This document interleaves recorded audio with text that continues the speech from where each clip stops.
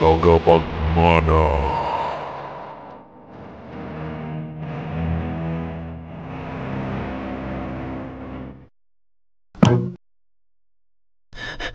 Nung Karaling, umuwi na tayo sa bahay. Kinikilabutan ako sa mga nangyayari. Hindi may tago ang takot sa mukha ni Rico habang palinga-linga sa paligid. Ako man ay nagtataasan na rin ng mga balahibo sa katawan, kaya labang ay. Pero paano si Roma? Kailangan natin siyang mahanap, Rico. Nung malakas si Roma, kaya naman siguro niyang protekta ng sarili niya. Umuwi na tayo dahil hindi tayo ligtas dito sa labas.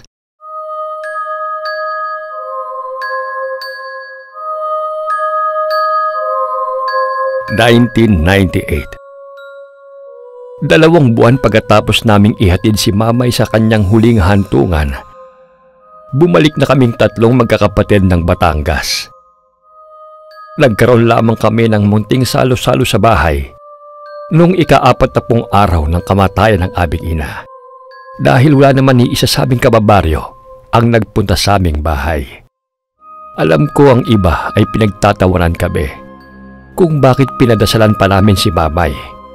Ngunit kahit bantog na sa aming lugar ang tungkol sa lihim ng aming pamilya, hindi pa rin kami aamin sa kanila. Pero mabuti na rin na iwasan nila kami, kesa naman kinakausap nga pero talikuran namang kinukutya. Maaaring sa paningin ng mga tao, kampo ng diablo si Mamay. Pero bilang mga anak niya, saksi kami sa pagiging mabuting tao niya at lalong-lalo na sa pagiging isang mabuting ina. Kaya nagkasundo kaming 3 ni Rico at Roma. Napadasalan siya upang maligtas ang kanyang kaluluwa.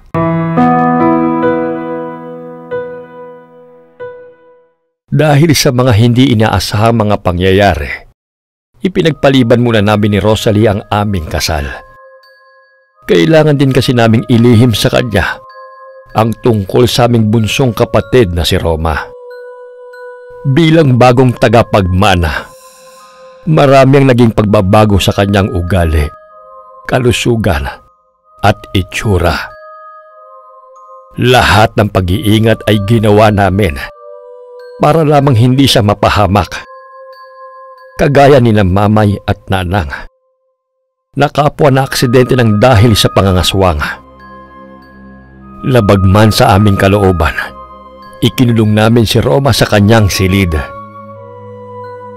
Ayaw tanggapin ng kanyang sikmura ang mga dating kinakain. Malaki rin ang ibinagsak ng kanyang katawan. Kaya nagpasya kaming ibilisan ng sariwang dugo, karne ng baboy at manok sa palengke. Naniniwala kaming malalampasan niya rin ang hirap na kanyang pinagdaraanan. Alam naming hindi na siya makakalaya sa sumpang ipinamana sa kanya ni Mamay. Ang mahalaga, hindi siya makakapambiktima ng mga taong walang muwang, lalo na kaming mga mahal niya sa buhay. Ngunit labis kaming nabahala nang sa paglipas ng mga araw, unti-unti nang nagiging mabangis si Roma. Lalo na tuwing sasapit ang kabilugan ng buwan, halos gibain niya ang silid na kinaroroonan niya sa pagdanais na makalabas doon. Nangamba rin kami na baka marinig ng aming kapitbahay ang kanyang mga ungol na punong-puno ng galit. Nagdulot din yun ng matinding takot kay Manang Marilyn at sa 3 anak nila ni Manong Ben. Naturingang puro lalaki kaming 3 ni Manong Ben at Rico.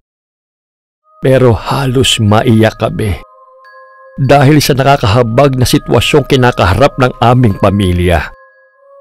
Lalong-lalo na ang aming bunsong si Roma. Hanggang isang araw, Manong Ben? Manong Carling? agad kong nilapitan si Roma nang marinig ko siyang nagsalita. Kahit nangihina, ay pilit niya pa ring iminulat ang kanyang mga matang. Halos nangingitim na ang paligid dahil sa kawalan ng tulog at matagal na pagkakasakit. Nasa trabaho sila Manong Ben at Rico. Hindi muna ako pumasok sa trabaho dahil walang magbabantay kay Roma at sa mag-iina. Awang-awa na ako sa aming bunso. Hindi ko alam kung hanggang kailan siya magiging ganoon. Pati ang kanyang pag-aaral ay kailangan niyang isakripisyo. Maitago lamang ang madilim na pagkatao. Nong, pakiusap. Talian mo ko at pusalan mo na rin ang bibig ko. Bakit, Roma? Malapit na namang sumapit ang kabilugan ng buwan. Baka hindi ko makontrol ang aking lakas. Ayoko rin kayo mapahamak. Sa oras na malaman ng mga kapitbahay natin ang tungkol sa sekreto ko. Hindi malayong may makarinig sa akin. Tuwing inaatake at lumilikha ako ng mga kakaibang ingay. Kaya sige na, Nong Carling. Itali mo na ang mga kamay ko at paa ko. Pero hindi ko kaya, Roma. Sige na! Kapag hindi mo yun ginawa, maraming mapapahamak. Lalo na ang mga bata. Carling, tama si Roma. Gawin na lang natin ang hinihiling niya para sa ikabubuti ng lahat. Agad akong napalingon nang biglang magsalita si Manang Marilyn. Bakas ang takot at pag-aalala sa kanyang mukha. Kukunin ko lang yung nakatagong kadena sa kusina. Dali-daling lumabas ng silid ni Roma ang asawa ni Manong Ben. Nang tignan ko ang aking kapatid, ay nakapikit na siya ulit. Dahan-dahan kong hinaplos ang mahaba at itim na itim niyang buhok na naninigas na dahil sa ilang linggong hindi pagligo. Ngunit sa kabila noon, ay hindi pa rin maitago ang kanyang kagandahan na namana niya sa namayapa naming ina. Naiyak ako at naikuyom ko ang isa kong kamao sa galit sa aking sarili dahil sa nasaksihan kong paghihirap ng aming bunsong kapatid. Kung pwede ko lang akuin lahat ng yon ay ginawa ko na. Mula sa kanyang buhok ay lumipat ang kamay ko sa kamay niya at mahigpit yung hinawakan. Konting tiis na lang, Roma. Matatapos din tong paghihirap mo. Magiging masaya ulit tayong pamilya. Nakita kong sumilay ang isang ngiti sa kanyang mukha. Bagamat nanatiling nakapikit ang kanyang mga mata. Nabuhayan ako ng loob. Dahil nangangahulugan lamang iyon na hindi rin nawawala ng pag-asa si Roma sa kabila ng kanyang kalagayan. Kaya nang muling pumasok sa silid si Manang Marilyn na dala ang kadena, ay walang pag-aatubili kung tinalian ang mga kamay at paa ni Roma. Muntik pa kami mag-away na magkakapatid nang makita nila ang aming bunso sa ganoong kalagayan. Ngunit nang maipaliwanag ni Manang Marilyn ang dahilan, ay kumalma na rin sina Rico at Manong Ben. Saka pa lang namin nilagyan ng busal ang bibig ni Roma. Pagkatapos ng kakaiba niyang hapunan, hilaw na karne at sariwang dugo ng hayop. At nang muling sumapit ang kabilugan ng buwan, nagbantay kaming tatlo sa labas ng silid ni Roma. Hindi man namin siya nakikita, pero nakatitiyak kaming pilit niyang nilalabanan ng sarili na maging isang halimaw. Hindi na kagaya noon na halos gibain niya ang pinto ng kanyang silid habang galit na umuungol.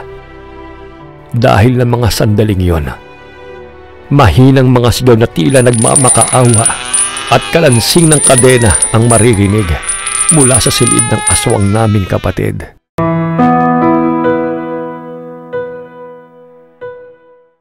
Maraming salamat, mga manong. Hindi niyo ako iniwan at pinabayaan. Kahit pa Nakakatakot na akong nilalang ngayon. Ano ka ba, Roma? Huwag mong sabihin yan. Kapatid ka namin. Nag-iisang babae at bunso pa. Ano man na mangyari, ikaw pa rin naman yan. Nandito lang kami palagi para sa'yo. Magkakaramay tayo sa lahat ng oras. Sumilay ang matamis ng ngiti sa magandang mukha ni Roma. Natapos na ang pagsubok sa kanyang pagkatao. Nakabalik na rin siyang muli sa kanyang pag-aaral. Alam naming simula pa lamang yon ng pakikipaglaban niya sa sumpang namana sa aming lahi. Ngunit ang mahalaga, hindi pa siya tumitikim ng aming kauri. Sa ngayon ay kontento na siya sa mga pagkaing ibinibigay namin. Nakokontrol na rin niya kahit papano ang sarili sa tuwing siya ay inaatake.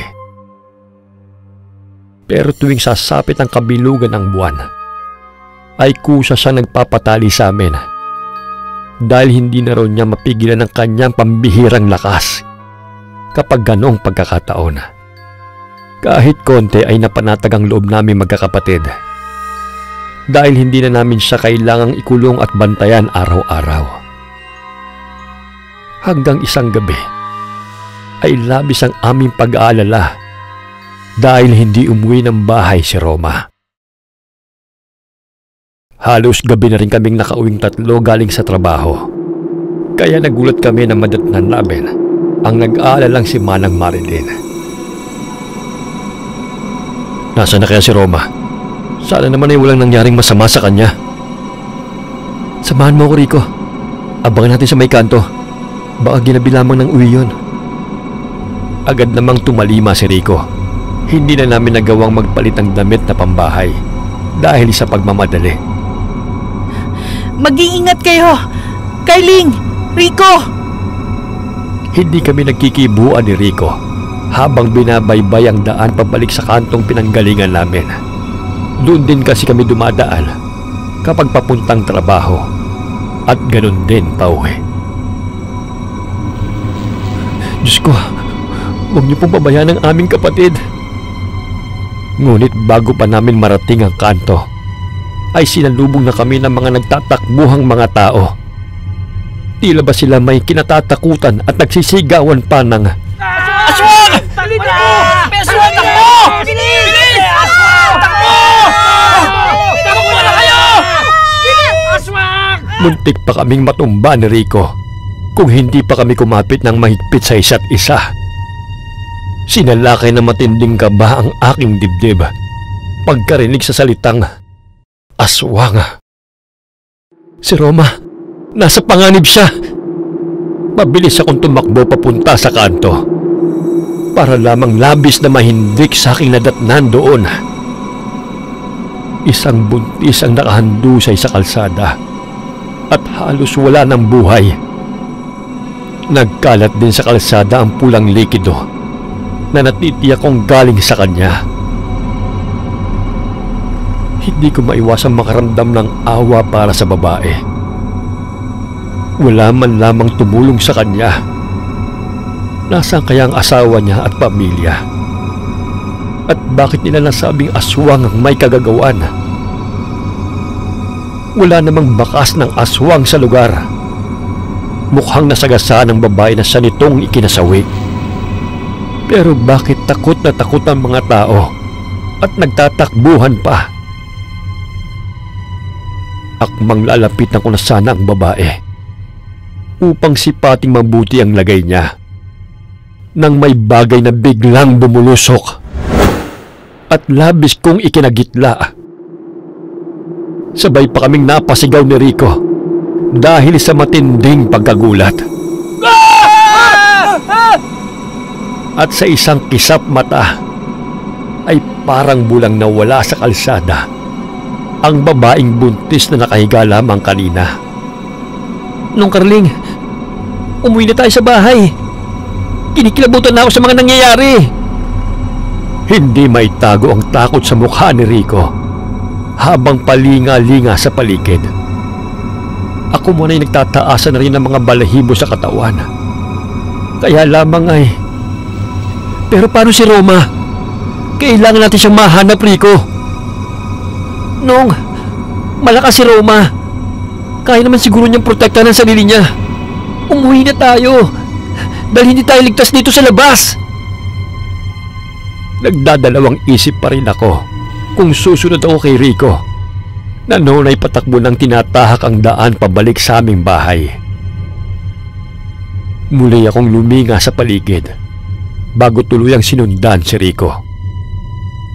Habang nasa daan ay kairaming katanungan ang tumatakbo sa aking isipan. Nasaan na kaya ang babae kanina? Si Roma bang nasa likod ng mga nakakakilabot na pangyayari sa may kanto? Gulong-gulo pa ang isipan ko. Pagdating ko sa bahay, ay hindi ko inaasahan ang aking nakita. Naroon siya sa labas at halos kadarating din lamang. Roma, saan ka galing? Bakit hindi ka namin nakitang dumaan ni Rico? Carling, mabuti pa dito na lamang ninyo ituloy ang pag-uusap sa loob ng bahay. Sige na, magsipasok na kay Rito. Saan ka ba nanggaling at ginabi ka ng uwi, Roma? Labis mo kaming pinag-alala, lalo na si Carling. Pasensya na kung nag-alala kayo sa akin. Yung babaeng buntis kasi. Ikaw may kagagawa nun? Kung ganun, tama ang hinala ko. Akala ko ba hindi ka titikim ng ako ka sa amin, Roma? Sandali, anong sinasabi mo, Carling? Mali ang nasa isip mo nung Carling. Hindi ko magagawang bagay na yun. Yung babae, bala ko sana siyang tulungan. Kaya lamang ay masyadong malakas yung aswang na nakaharap ko. Siyang totoong pumatay dun sa babae. Ibig sabihin, may kauri ka pa sa lugar na ito, Roma? Magsabi ka ng totoo, Roma. Huwag mo naman kami linlangin. Pamilya tayo. Ngayon ka pa ba naman maglilihim sa amin? Maniwala ka sa akin, Nong. Nagsasabi ako ng totoo. May iba pang aswang sa lugar na ito. At sa tingin ko, isa siyang dayo. Nagkatinginan kaming lahat dahil sa huling sinabi ni Roma. Sigurado na ako ng mga sandaling yun na hindi siya nagsisinungaling. Pero sino kaya ang kauring tinutukoy niya?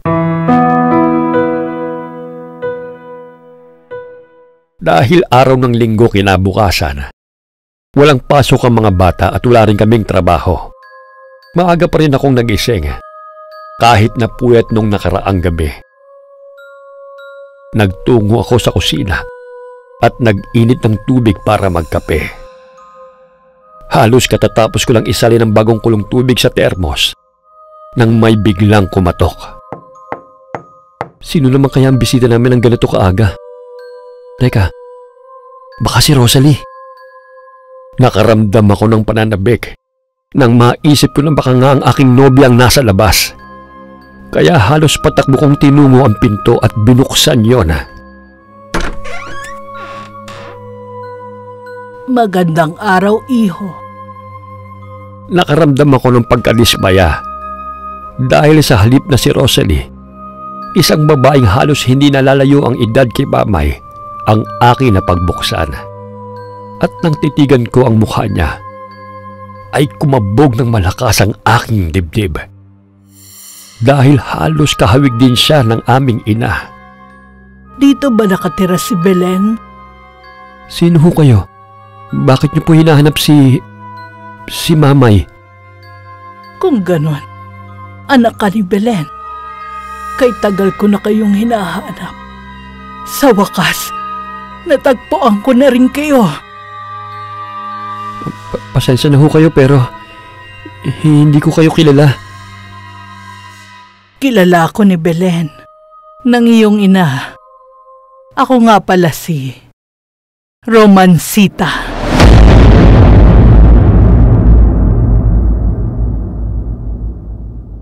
Itutuloy. Okay. Shout out kay Buena Fe Ordinado. Maraming salamat sa suporta, Buena Fe. And Chelo Yummy. Che, Belated happy birthday. At saka tuloy mo lang yung ginagawa mong outreach. Napakaganda niyan. God bless you.